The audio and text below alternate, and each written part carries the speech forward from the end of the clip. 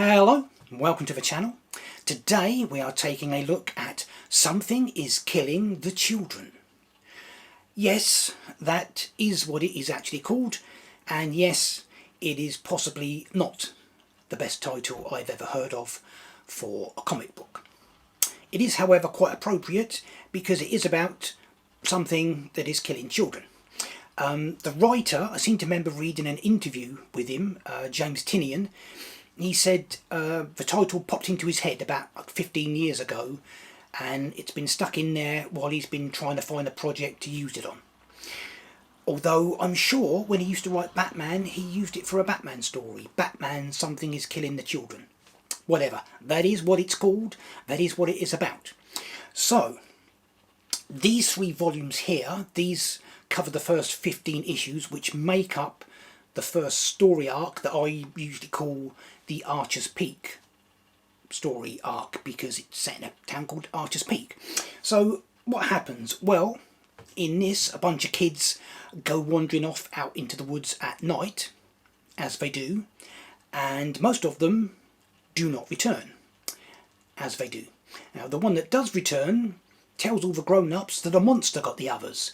Strangely, they do not believe him, and he is suspected of having done something with the other children.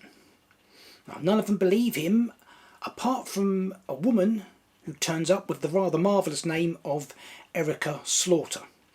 And Erica is a monster hunter, and she's from some group called the House of Slaughter.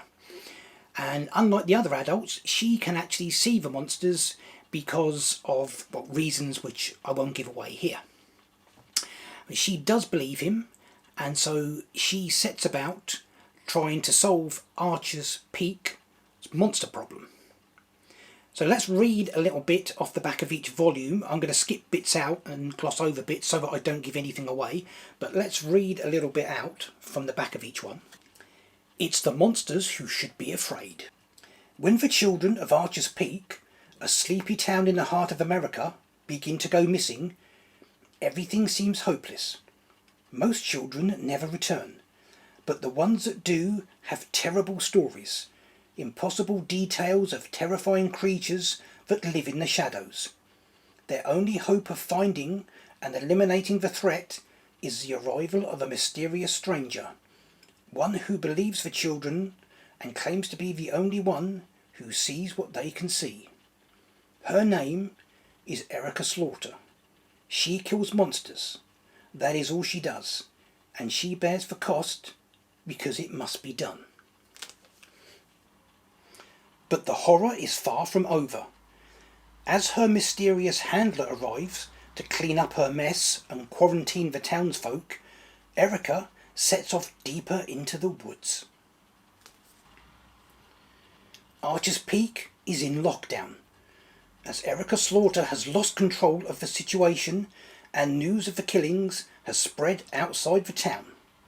But as the House of Slaughter arrives to clean up the situation by any means necessary, Erica will find that the true threat to those around her isn't who or what she ever expected, and the cost of saving the day may be too high for anyone to pay.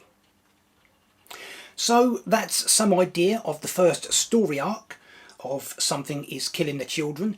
Now, if you're curious, don't let the title or the art or anything else put you off from just going and checking it out and having a look, see if it's something you like the idea of reading.